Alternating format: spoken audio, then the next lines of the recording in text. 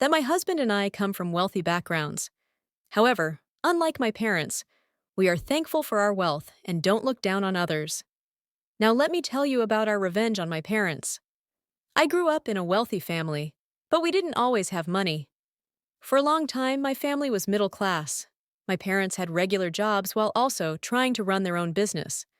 When I was 7, they quit their jobs to focus on their business full time. The next 3 to 4 years were tough. Sometimes I wouldn't see my parents all day because they were so busy.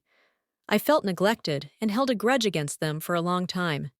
After all, you can't expect a child to take care of themselves.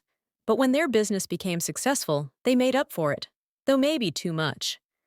Soon we had a lot of money, and my parents started attending fancy parties with high-ass people. I hated these parties, but I had no choice but to go. I couldn't wait to turn 18 so I could leave. My parents quickly became the snobs they used to dislike before they got rich. When I turned 18, I got into a great university in my state and moved out. That's where I met my husband, Daniel. At first, neither of us acted or looked like we were rich, and we had a real connection. After about 5 months, we told each other about our wealthy backgrounds and were surprised to learn that our families were part of the same social circles. Daniel's family was even richer than mine. His father, Cyril, was one of the wealthiest men in our state, but he kept his personal life private, so not many people knew about his family. That's why I hadn't heard of Daniel. Daniel also hated being in the spotlight, so he avoided fame. We dated for about a year before meeting each other's parents. We met his parents first, and they were wonderful and accepting of me. Then it was time to meet my parents, so we arranged dinner at their favorite restaurant. Hi, Mom. Hi, Dad. This is Daniel. Hi, Daniel. I'm Norman, and this is my wife, Margaret. It's a pleasure to meet you. Pleasure to meet you, too, Daniel replied.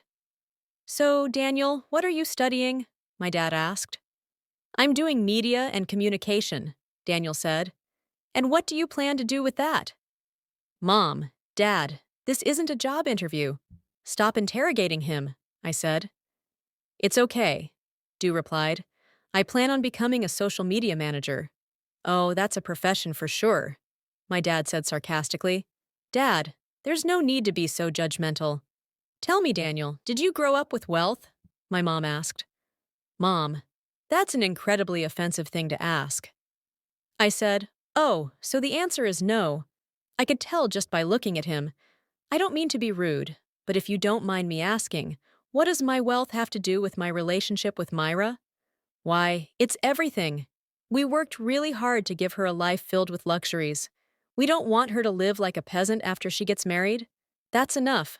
I don't care about any of that. I love Daniel, and that's all that matters. You're just young and naive. This relationship will end once you realize this man can't afford your lifestyle. Are you serious? No offense, Daniel, but my daughter deserves better than you. I don't know how you expect me not to take offense to that. Myra, there's a handsome, successful man we met at a party. He's older, but very successful. Do you want us to set you up with him? Wow! How dare you insult my boyfriend and try to set me up with someone else while he's right here? You need to realize that your relationships affect our reputation. You need to choose men who will benefit you and our social status. Daniel will do anything for you. I've had enough. You judge Daniel without even knowing him. We know his type enough. He's not a type. He's a person with his own personality and feelings. The fact that you can't see that because of your obsession with social status is disgusting. Don't bother talking to me unless you want to apologize. Myra, sit back down right this minute. You're causing a scene. See what Daniel is doing to you. You've never behaved like this before. This isn't Daniel's doing. I've just reached my limit with you. I grabbed Daniel's hand and stormed out of the restaurant. I couldn't believe how quickly they judged him. They didn't even try to know him and immediately dismissed him as inferior. I apologized to Daniel repeatedly, but he told me there was no need. He admitted he didn't look rich, but didn't expect my parents to act that way. I agreed. After that, I only spoke to my parents when absolutely necessary until I graduated. Daniel and I stayed strong and moved in together after graduation. We focused on our careers before taking any other steps in our relationship. Duo worked in various places before joining his dad's company, avoiding the spotlight for as long as he wanted. Eventually, my parents apologized for being rude to Daniel. We accepted their apology, but kept low contact because I knew they didn't genuinely accept him. They only apologized to keep up social appearances. Occasionally, they'd invite us to their parties, and we'd attend out of courtesy. Every time my mom would look at Daniel in disgust, even though he wore expensive branded clothes without flashy logos. 3 years after graduating, Daniel proposed, and I was overjoyed. We shared the news with his family together, but I decided to tell my parents alone. I knew they would say something mean, and I didn't want Daniel to hear it. So, I went to their place for dinner. I have something to tell you both. I started, "Oh, please tell me you broke up with that pathetic boyfriend of yours. Actually, we're engaged. I'm going to marry him next spring." "What?" "No, you're not. I wasn't asking for your permission. You should have. You know how we feel about him. You don't like him because you think he doesn't have money. That's not a valid reason. If you marry him, you have to come to all our events with him. Do you know how embarrassing that is? Do you care that much about your reputation? Does my happiness not matter at all? You have no idea how hard we worked to get where we are today. We sacrificed everything, and we won't let a man of Daniel's status bring us down. I know exactly how much you sacrificed. I was there. I lived for years without my parents. For people who look down on the middle class, you forget that you were once there. Daniel has the skills and ability to succeed. Why can't you see that we want what's good for you? You don't want what's good for me. You want what's good for you. Don't project your issues onto me. Look, we're very open-minded, but this is where we draw the line. We never imposed our opinions when you were dating Daniel because we thought it was just a fling. But this we cannot accept. That's a lie. You two were the least open-minded people I know. You've done nothing but tell me how bad Daniel is for me throughout our entire relationship. I don't care if you accept that I'm marrying him because it's happening and you can't do anything about it. We can do something about it. If you marry this man, you will no longer be our daughter." Wow. So you'll disown me if I don't listen to you. You'd rather disown your daughter to save your social status than be happy for her. That's not it at all. We want what's best for you. If you can't see it, then we see no reason to support you. I'd like to see how your poor husband will support you. He's done more for me than you ever did. How dare you? We gave you this life. Don't you dare say we didn't do the best for you. While I am grateful for everything you did, neither of you ever cared about my happiness. Daniel makes me so happy, and I want to spend the rest of my life with him. Go ahead, besound me. I'll be happier that way because I cannot stand going to any more of your obnoxious parties. I'd like to see how this happiness of yours pays the bills. And don't you dare come to us when you need help with money, because we will not help. I'd rather be drowning in poverty than come to you for help. I left my parents' place immediately, fuming and incredibly hurt. I wasn't naive enough to think they would readily accept him, but I had hoped they might have changed in the past 3 years and would see how happy Daniel made me. I drove away and parked a few blocks away before finally letting myself cry. I loved to put on a tough act, but they were still my parents. Sure, they were snobby and mean, but I still loved them, and it hurt to see that their love for me was so conditional. That's the one thing parents aren't supposed to have: conditional love. Eventually, I made my way back home, and Daniel comforted me. He was incredibly mad at my parents and asked if I wanted him to do something about it. I didn't want him to act against them because I saw no reason to become like them to prove a point. I decided then and there that the best way to get back at my parents was to live happily. That was what they did think I was capable of, so I would prove them wrong. Daniel and I spent the next few months enjoying life and planning our wedding.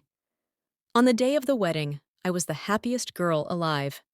Daniel asked his dad, Cyril, to keep our marriage a private affair because he didn't like the limelight. And neither did I. Cyril was happy to do that and spoiled us with some of the most expensive gifts. After we got married, Dana took up a permanent role at his father's company and became the head of the social media marketing team. Not to brag, but Daniel brought in a lot of money, especially by drawing more attention to the company. I was also advancing in my career and doing great. I didn't speak to my parents at all, not just because I didn't want to, but because they never reached out to apologize. Over the next 5 years, Daniel and I had a great time. We were doing amazing in our careers, and our social lives were thriving. Daniel slowly warmed up to the idea of being in the limelight, and we began attending more high society parties. We would run into a few of my parents' friends at these parties. When they asked about my parents, Daniel would subtly imply that they weren't the kindest of people. We thought this was just a petty move with no real impact. But it turns out it did have an effect. My parents started being shunned by their social circles. We realized it was working when we ran into them at Daniel's sister's engagement party. She wanted a big, extravagant celebration for the elite of society, and it was very exclusive. Daniel and I were obviously invited. When we saw my parents, they were shocked. Myra, Daniel, what on earth are you two doing here? My mother asked, well, we got an invite and thought it would be rude not to show up. I replied, how did you get an invite to this party? This is an engagement party for business tycoon and millionaire Cyril Reed. Are you sure you're at the right place? We're sure we're at the right place. Now, if you'll excuse us, we have places to be and people to socialize with. Hold on. How did you both get invited here? This is a party only for the elites of our city. And last time I checked, you barely even came close to middle class, my father added. Do you really have no shame putting your daughter down like that? Daniel interjected. What daughter? This could have been you, Myra, but you gave it all up for this creature. My mother snapped. Wait, that's it. Myra must have got an invite in our name, and then Daniel made her not tell us and instead took him along. That would explain why he had to go around practically begging to get in here. Do you really think I'd want to attend any party if I got the invite for you? I wouldn't pass the invite on, but I'd never attend because the people there would all be rich snobs just like you. I shot back. Okay, that's enough. You will tell us how you got these invites, or we will call security. The chances that the two of you crash this event are too high. I mean, what more do you expect from the lower classes? My father threatened. At that moment, Cyril Reed himself walked up. Hi there, what is this I'm hearing? Is my son causing any trouble? Son? My parents' faces went pale. Yes, this is my boy Daniel. Oh, these two were just accusing my wife and me of crashing this event because they assumed we were lower class, Daniel said with a grin. Oh no, that's not what we meant. But I do want to know how Daniel is your son. You don't have the same last name, my father stammered. My wife wanted him to have her last name, feminism and all that. Anyway, he's my pride and joy, and I would ruin anyone who hurts him. So, do we have a problem here? Cyril's voice was firm. Only one.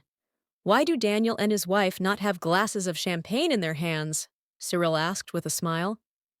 I like them. They can get their glasses and join me. I need them to meet a few people. Excusing ourselves, Daniel and I walked away, laughing at the look of absolute shock and horror on my parents' faces. Cyril knew of my parents' views about his son, but had never said a word out of respect for me. He only stepped in to assert dominance when necessary. Daniel and I enjoyed the rest of the night, celebrating his sister and her fiancé to the fullest. We socialized a lot, and I ended up making some great friends. I felt free from my parents' snobby behavior, and it felt great. We tried our best to avoid my parents, but that didn't last long. Toward the middle of the event, they found us again. Hey guys, could we talk for just a few minutes? My mother asked. Oh, I don't know. My dad expects me to be with him, Daniel replied. Yeah, about that. How come you never told us who your dad was? My father inquired. I didn't see why I had to. Besides, you already made up your mind about him. Was there any point in telling you who his father was? I responded. Of course there is. Do you even know how much power that man has? Wait a minute, is this why we've been getting fewer invitations to social events? My mother asked, panic creeping into her voice. How would we know? Dana replied. Are you really ruining our lives because we didn't know whose son you were? My father demanded. No, that's not why. You treated us like we were low lives because you assumed we were part of the middle or lower class. That is unacceptable, and we see no reason for you to have any sort of social life until you prove yourselves to be better people. Who are you to decide that? My mother snapped. You return us back to our previous status or else. Or else what? You're going to try and ruin our name. Good luck doing that. Hold on, my father interjected. We're sorry. We called you over here just to talk to you and apologize, but we're letting our negative emotions get in the way. We shouldn't have treated you that way, Daniel. Could we make it up to you in any way? Oh, you most definitely could. I want you to leave my sister's engagement party right this minute. What? But we worked so hard to get the invites to this event, my mother exclaimed. I worked hard to show you that I cared and loved your daughter, and you rewarded me by not only treating me poorly, but also discounting her. My father is a kind and genuine man, and he would hate to know that such vile people attended an event of his. Just give us some time to change. I promise we'll be better people. My father pleaded. The time to prove yourself has long since passed. It or I will have security come get you. And you know how people will start talking when they see security escorting you out. You're a cruel person, my mother hissed. I'm definitely not as cruel as you. Now get out. I was in awe of the way Damos stood up for himself. I knew he was holding back out of respect for me.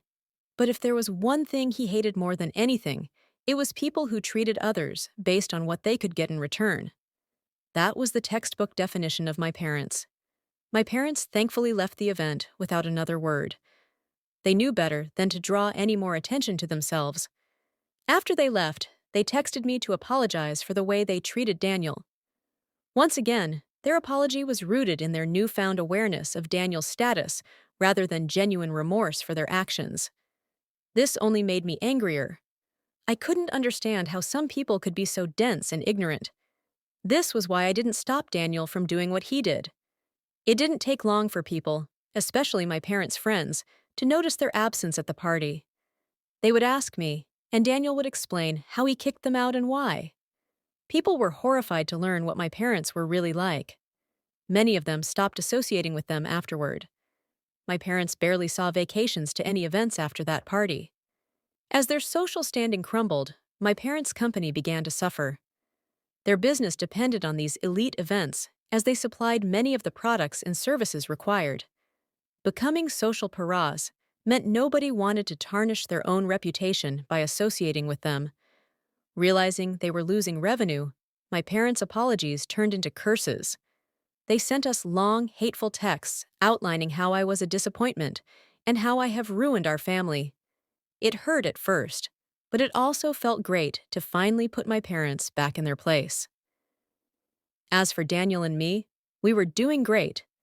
We pretty much went back to living our lives normally after the event. We were planning a vacation to Spain within the next 2 weeks to symbolize the start of a new beginning for us.